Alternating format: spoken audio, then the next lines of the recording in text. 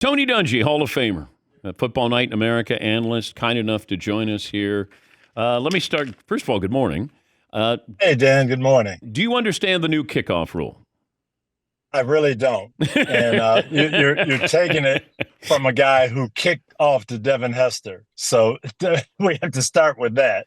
Okay. But second, I was going to ask you about that with Devon Hester.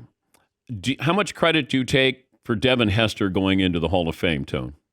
I'm going to congratulate him, and I'm going to expect to get a little pat on the back because kicking off to him in the Super Bowl where he could do something nobody else in the history of football has done, I think that helped him a little bit.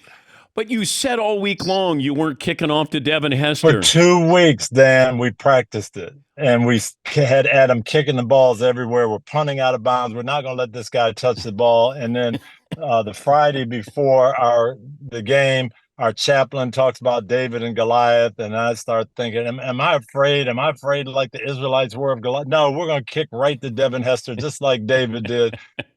I asked the chaplain after the game, what was I thinking? Have you talked to Devon Hester about that?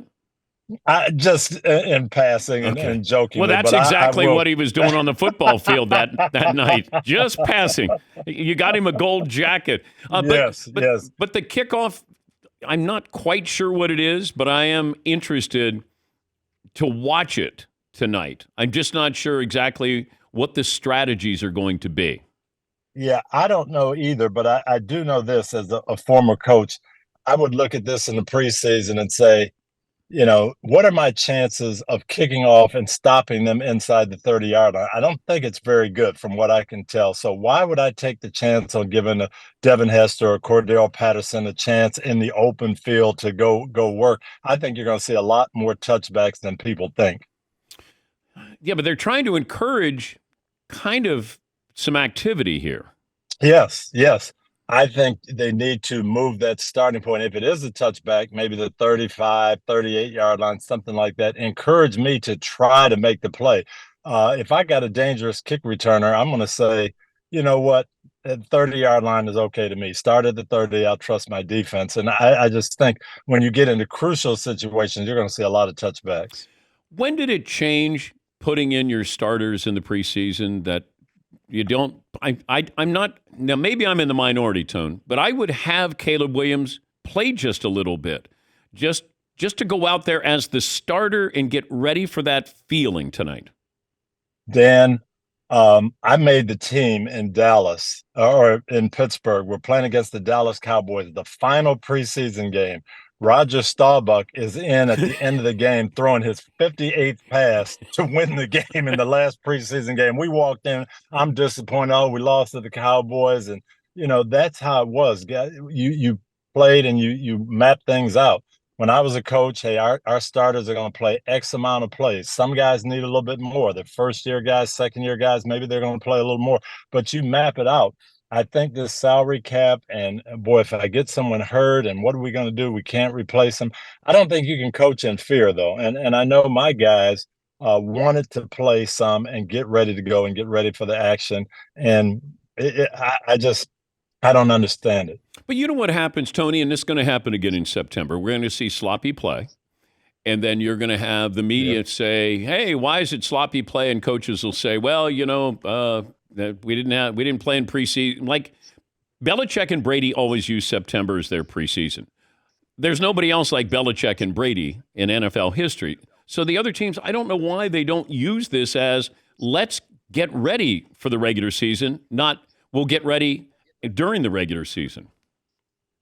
I think Mike Tomlin said it best. You really can't try to go win a heavyweight championship and never spar. just shadow box the whole time. You better punch against somebody and get yourself ready. Now, how much is that and how much do guys need? Everybody's different. But I know the good players that I've had in the past. If I told Peyton Manning and Marvin Harrison they were not going to play in the preseason, there would be a revolt. No, we have to practice our craft. We have to get ready. Now, we don't need to play every play. We don't need to be in the fourth quarter, but we need to get some live action. What would be a successful season for Caleb Williams? I think to come in and lead the team well and show that he has, that franchise quarterback potential. I wouldn't put a figure on wins or what. CJ Stroud messed everything up No. because now we expect everybody to do that. That was so rare and unbelievable. Keep in mind, Peyton Manning was 3-13 and set a rookie record for interceptions his rookie year. So it doesn't mean you have to go out there and light things up.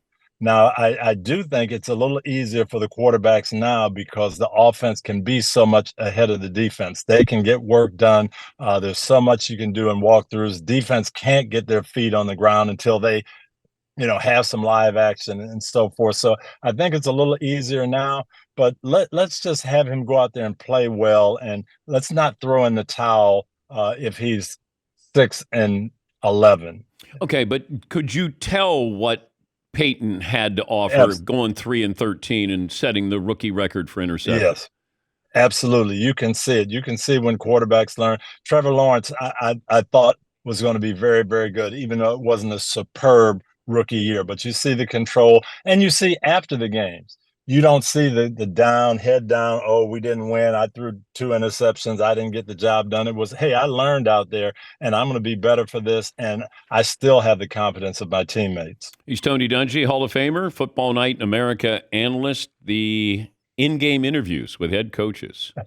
I don't know enough about it. I don't like it because I can't imagine you guys are going to say anything or want to say anything.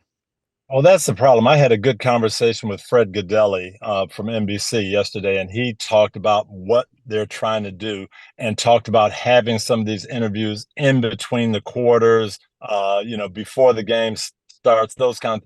I'm all for that. I was probably one of the most media-friendly guys. And if you let me determine when we're going to do it, and hey, I'll do it as I'm walking into the locker room at halftime. But if you come up to me and say, you have to do an interview in the middle of the third quarter when the game's going on, you know what I'm going to do? I'm going to be the worst interview you can have, so you'll never ask me again, because I don't want to do that. I don't want to say anything, and I don't want to mess up my train of thought in the course of a game. So that's what I'm concerned about. Yeah, but you run the risk of getting fined by the NFL if you don't cooperate. Oh, I'll cooperate, but I'm not going to say anything. And I'm going to be as boring as I can be, so you'll never ask me again. All right, And that, let me try it. Let me try it here. All right, so I'm gonna throw it down to you. Game's tied, fourth quarter, and you got a big series coming up here. And let's go down to head coach Tony Dungy. Tony, what kind of defense are you going to throw at Brock Purdy? well, Dan, it's really a critical situation, and we just have to stop them. And we're going to go out there and give it our best shot, and you will see our first 11 guys out there. Okay, but what's the strategy, Coach? What? Hey, we got to pressure him. We got to pressure him. All right. And, you know, and I guess if you work with the coaches and you talk to them, and when do you want to do this? And hey, can I do this as we're going into the locker room or as we're coming out? That's one thing, and I'm okay, and I'm going to give you everything I can. Yeah, but you're not going to give any strategy away, Tony. Oh no. Like, no. Hey, what are you going? A second half adjustments, Coach. What are you going to make? Well, you know what we're going to do? We're going to surprise them with a bomb on the first play, the third quarter. No, Dan, we've got to get back to fundamentals. Our tackling wasn't good. Hey, we talked about tackling better. We got to rally to the football. Hey, and you know what? We got to play with effort. Of course we got to play hard. But now there are some coaches, it'll be good. I see this new group of guys, Mike McDaniel, I want to see him, and I'll see what happens there. And if you do it on my terms, yes, but I don't think you're going to force these guys and say you have to talk at a certain time at 6 minutes left in the fourth quarter. We're going to get you, and you got to be good. I just don't know how that's going to play out. Give me the coach who is got a seat that's a little hotter than everybody else, in your opinion. Well, obviously Mike McCarthy. When the owner comes out and says, "Well, I didn't give you an extension because we didn't play well in the playoffs last year," that's a pretty hot seat right there. I think he's going to be fine. I think they're going to have a pretty good team. But to me, everybody's seat is hot in this NFL the way it is now. It's just such an impatient time, and everybody thinks that their team is right there and they should win. Hopefully, we'll give these first-year guys a chance to get their feet on the ground. Good to talk to you as always, Tone. We'll talk to you during the season. My best to the family. All right. Thank you, Dan. Always good to be with you. Tony Dungy, Hall of Famer, Football Night in America analyst.